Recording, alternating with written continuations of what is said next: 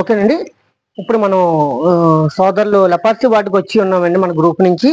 ఇక మనం అందరం మన టీం అంతా వచ్చి ఉన్నాము. వీళ్ళకి కూడా సేమ్ యథావిధిగా ఫ్రూట్స్, టవలు, బైబిల్ కూడా ఇస్తున్నామండి. చూడండి అయ్యగారు తీసుకోండి అయ్యగారు. ఇక ఫ్రూట్స్, మీకు టవలు, బైబిల్, మెయిన్ బైబిల్ చదవండి. ఓకేనండి.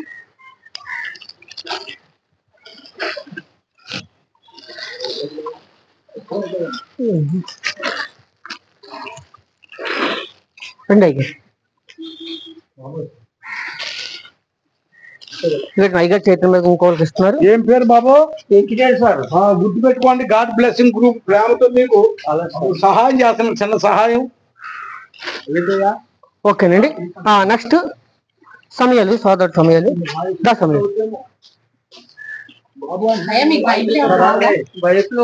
వద్దులేనా? చూడు సమయాలు చూడు.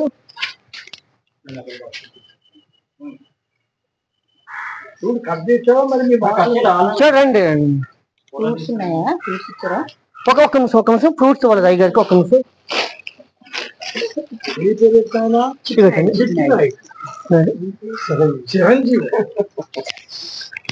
చూడండి ఈ సోదరులందరూ మీకు తెలుసు కదండి. లపర్సి వాడు చాలా చాలా మరి ఎంత పేదాలంటే మీకు తెలుసు. తర్వాత ఇంకో సోదరుడు బయటికి వెళ్ళారండి. ఇంకో సోదరుడు బయటికి వెళ్ళారు. అతను కూడా ఇస్తున్నా. అతని పేరు ఏం పేరు? అతని పేరండి అప్పారావు గారు బయటికి వెళ్ళారు. అతను కూడా ఇస్తున్నాము. ఇక మన సోదరుడికి ఇస్తున్నాము. తీసుకోండి గారు. అతను కూడా ఇచ్చేయండి. ఓకేనండి.